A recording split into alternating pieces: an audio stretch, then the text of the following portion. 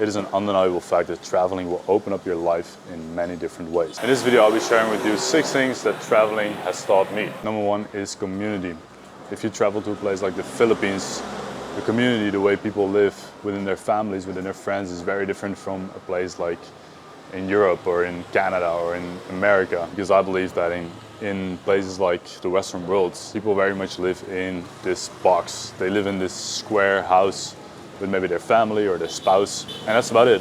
That's all they want to have around them, that's all they want to see, be with, and they're kind of disconnected from this whole community idea. And if you travel to a place like the Philippines or Indonesia, you'll find easily that people live in community. People meet up with their family, meet up with their friends very often. Like for example, when I go to a restaurant here, I see a family of 10 people sitting at a dinner table, just enjoying dinner together because they want to be with their family, and that's what is important to them. They care less about status and money and making a career, and they care more about the community and having good people in their life. And their priorities are very different on that kind of spectrum. Whereas in the Western world, people put their career and their money and their finances on number 1, and then comes maybe their faith, their religion. Community is on the bottom, or there maybe isn't even faith or religion. And it's just maybe community or some friends, and that's it. And in my opinion, that's what the Western world should strive to get back to more communal living, to more being with your tribe, connecting with your family and friends, because that's where you come from. That's what made you you. Like without your family, you're a lone man, and that's the way it is. So that's one thing that traveling has taught me, is that community is something that's super important, and a lot of places in the world nowadays don't respect that as much as they used to. That brings us to number 2, and if you're interested in solo travel, you've probably heard this somewhere else on the internet, and that is people want to help. People generally want to help you if you're traveling, if you're new in a place, if you're struggling with something. If you just ask for help, people are going to help you. People are going to step in and help you with whatever it is that you need help with. For example, I believe it was yesterday, I was struggling to get my suitcase on the back of my bike. I can pull up a video on the screen. And I was there struggling for like 10 minutes, and there was this Filipino guy that just came in and helped without me even asking it. He just came in and helped and fixed it within 30 seconds. And that's the kind of kindness that you see like around the world. It's not just here in Philippines. It's just something I see everywhere in the world. If you're a foreigner or if you're someone that is new to a place, people are generally happy to help you. And you may think you're a foreigner and you're kind of different from the people that live there, but in most places, I'm not saying every place, but in most places, people are going to be welcoming and people are going to want you to be there in their country. Maybe this is because of economical reasons, they bring money as a tourist into their country. I'm not sure. I don't really want to get into that right now. But on average, I've found that people are super welcoming and super helpful towards you wherever you travel. Now, of course, there is some places where people just don't really care about you and rather would not have you in their home place. But I guess that's just what you have to deal with. So that's number 2. People really want to help. And number 3 brings us to perspective. If you're traveling, you're seeing new places around the world, then your perspective will automatically change over what you like, what you prefer in your life, what you enjoy, what you don't enjoy. And I believe this is something only attainable by traveling. If you're staying in one place all the time, in a kind of town area or a city, and that's all you know, then you'll never know what it's like to live on a tropical island if you only lived in a city. So yeah, I don't believe there's a knowing what something is like until you experience. Like, you can imagine what it's like living on a tropical island, but you never know what it's going to be like unless you actually do that. Like, it could be a dream of yours to live on a tropical island, but when you do, you may get very uncomfortable. Like sand everywhere, there's bad Wi-Fi,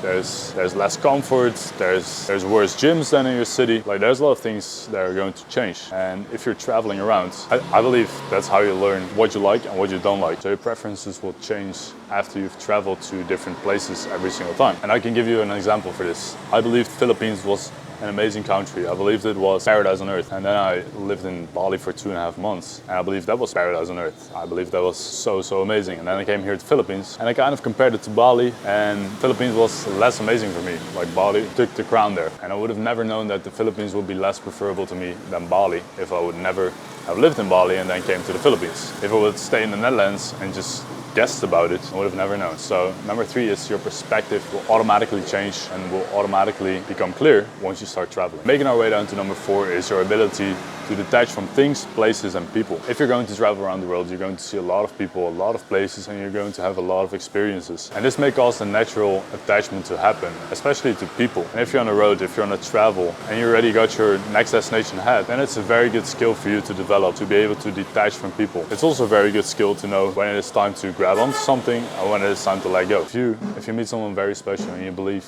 you're meant to be with this person, maybe you are. So for me, it was a very big lesson to learn when it is time to hold on or when it is time to let go. Because if you're traveling, you're meeting a lot of amazing people, you're making very good friends. Sometimes you gotta have your priorities straight and be like, nah, I gotta go to this place right now. I set my itinerary and I'm going to be just fine, even if I go alone, even if I don't know who I'm going to meet next. Because eventually you'll meet new people, new friends and that kind of thing. So if for you that pain is too harsh for making friends and then letting them go, and instead you like to have your close friend group around and just be with them all the time and have them close and have them nearby, then I believe long-term traveling isn't for you. And that's okay. So number 5 is the relationship you have with yourself. If you're traveling around the world, the only thing that's constant in your life is yourself and your body.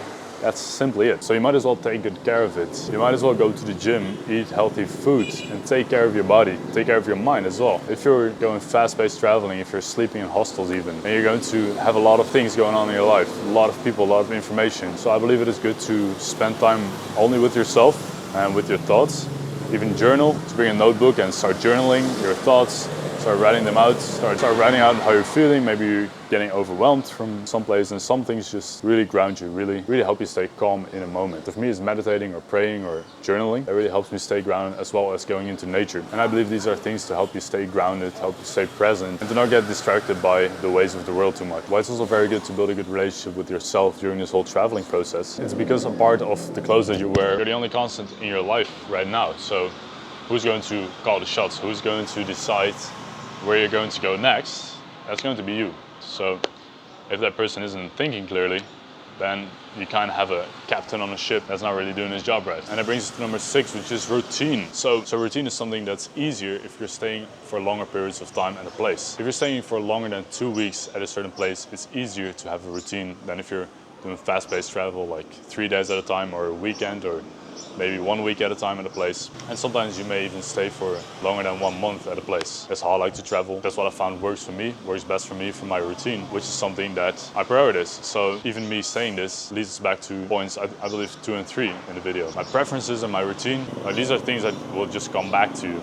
Some people like to just travel without a routine. I believe that doesn't get you grounded or present, and you're just running around the road, visiting as much places as possible. Some people like to do it that way. It doesn't work for me. I like to have a set routine. So I'm staying at a place for more than a month. That's how it works for me. I have a good gym, I have a good cafe to work at every day, and I just know my routine, and I can do that like 6 days a week. And the reason this is hard to do if you're traveling fast-paced is because for every new place that you visit, you have to find your gym, you have to find all the nice cafes, you have to find access to the beach, you have to find a new way of transportation, and that's going to take a lot of planning time. Like, don't underestimate this time of planning. If you're working out consistently, if you, like for the digital nomads out there that are working online, if you have work that you have to do, if you have workouts that you have to do, like this takes a lot of time planning. And if you're staying in a place for over a month, that's very easy to do. You know your gym, you know your cafe you're working at, and just getting that done. But if you're here a week and there a week, and there are weekends, and there are 3 days. And that's a lot of planning you have to do. You have to find 4 different gyms for 3 weeks of time. You have to find 6 new cafes where you want to work at. Because you didn't like the first one, you have to go to the second one. That's going to destroy your routine,